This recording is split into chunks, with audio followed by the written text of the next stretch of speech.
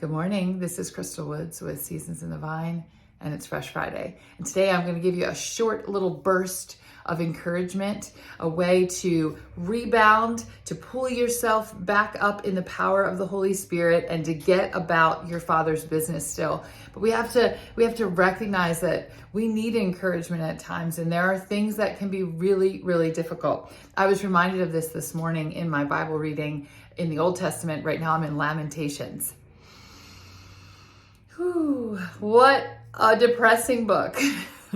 And yet we see one of the most well-known passages right in Lamentations that we love to call out, but often if we remove it from its context, we forget like how powerful that encouragement must have been to the people of Israel, specifically Judah, because this is all about the Babylonian exile. Just coming out of Jeremiah, another really heavy-hitting, sad, depressing book.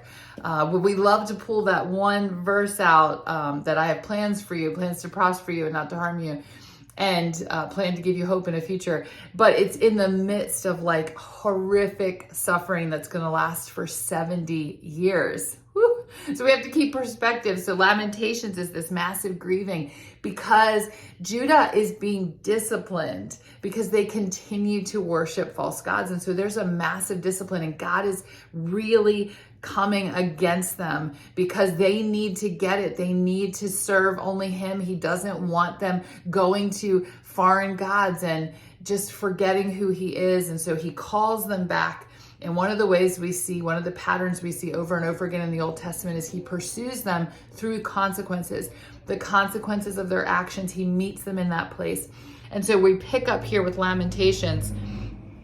So depressing. We're just going to pick up in Lamentations 3 today, let's start with 16. We'll just go a little bit. You're going to recognize the passage I'm about to read, but I want you to get a sense. And if you just keep reading the book, you'll get a sense of like, wow, they're really going through it. They're really, really suffering. And this is hard. This is a hard thing.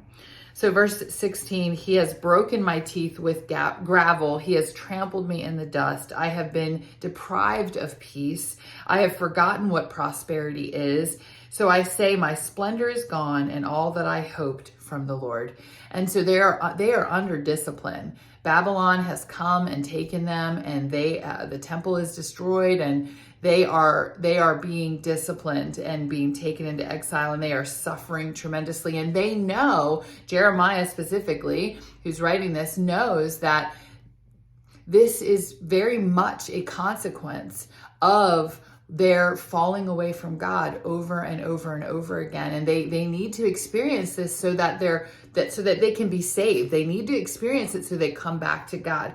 And that's not what God wanted for them, but that is what He is almost like forced into doing to actually bring them about. Did you know consequences are a great way to learn things? Having the results of our decisions come back to us is a great way for us to get it right, to get right with God, to begin to obey Him, to just seek that deeper relationship with Him. So that's what's happening here. And so we read these really tough verses. I have been deprived of peace. I've forgotten what prosperity is. So they're in the dredges. They're in the lowest of lows. And it's very much in response to what's happening because God has brought this discipline upon them. Verse 19, though, we see this shift of just a momentary hope. I remember my affliction and my wandering, the bitterness and the gall. I will remember then, and my soul is downcast within me. Anybody ever have a downcast soul? Yet this I call to mind, and therefore I have hope.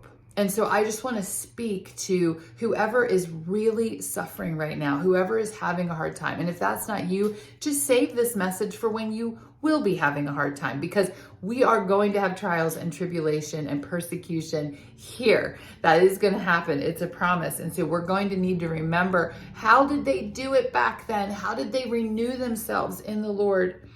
Yet this I call to mind, verse 22, because of the Lord's great love, we are not consumed. So even though everything is being destroyed around them, they're taken into another land, they are not going to be consumed by it. Did you know you don't have to be consumed by the circumstance? You don't have to be consumed by what is happening. You can actually live above. You can stay in a place of acknowledging, wow, this is really hard, but God is with me. He has a plan, and He wants to comfort me in this time, even though it's really difficult.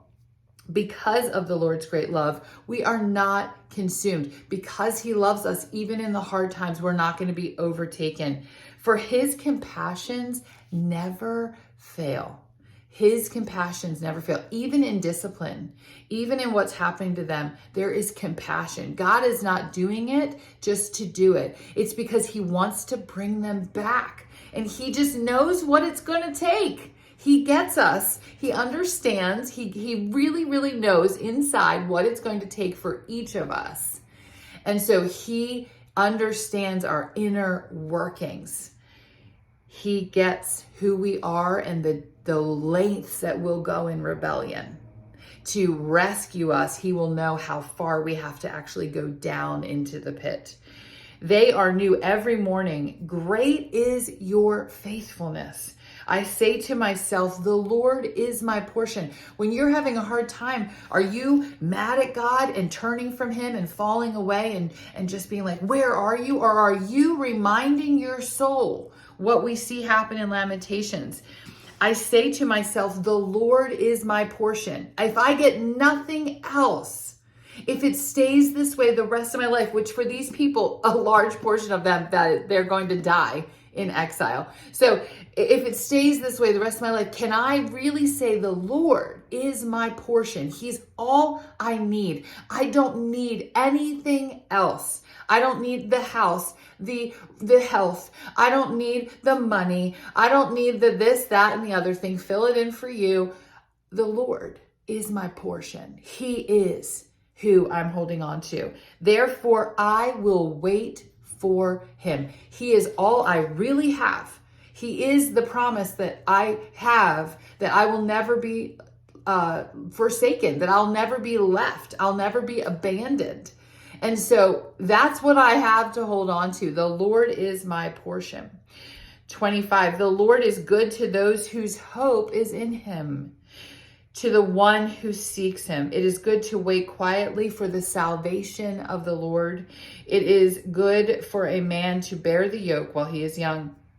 And so it goes on, but we just had this moment here of breakthrough, this moment. And when did you know when we're in suffering and we're in really hard times, we need those moments of breakthrough? I needed that so much in my journey, just in different aspects of my life. And I know I'll continue to need it when things are hard and when things are being pressed. I need to wait on the Lord, and I need to declare that He is my portion, and no matter what it looks like today, He is enough for me, and I need to eat that, and I need to marinate in that, and I need to meditate on that. I need to make it real for me. And so I just want to encourage you, seek the Lord in the hard place you are right now. Seek the Lord in what you're still contending for and what you're praying for. Don't stop praying. Don't stop believing. Have faith. Don't let your faith fall, because you need it. You need to be able to rest in the Lord and to call on his compassion. You need to recall that even in the bitterness and the gall and in the downcast place of your soul, that position where your soul is in, that His mercies are new every morning and His compassions never fail. Meditate on that. Declare it. What would be the wrong thing to do that's never, ever, ever going to help you is to think that God has left and that there's no hope and that it's done for you. If you eat that, that's exactly what you'll have. You'll have that. You'll have hopelessness. If you eat hopelessness, you'll have hopelessness. If you eat the bread of life and you understand who God is, even in a hard thing, and you eat that and you stay focused on that and you fix your eyes on the truth of God and who He really is, you will have the hope. You will have the ability to endure. You'll be able to persevere. How do I know? Because I've lived it. And I only struggled when I decided to think differently about him, when I decided to agree with the lie, when I decided to think I was alone, when I stayed steadfast in who he was for me, and that he gave me his compassion and his mercy, and he understood me, and he was going to give me the strength to keep going, then I was filled with hope and I was renewed. So I just pray today that you would be renewed. Keep praying, keep turning to the Lord, continue to seek him for everything that you need. Don't be discouraged to the point of hopelessness. Don't eat hopelessness.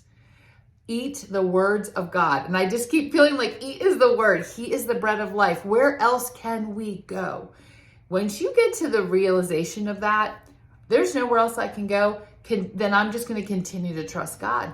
I'm going to continue to call on his name, and I'm going to continue to eat his goodness and know that if I eat that, I will experience that even in the midst of trials and suffering. Much love. I'll see you next week.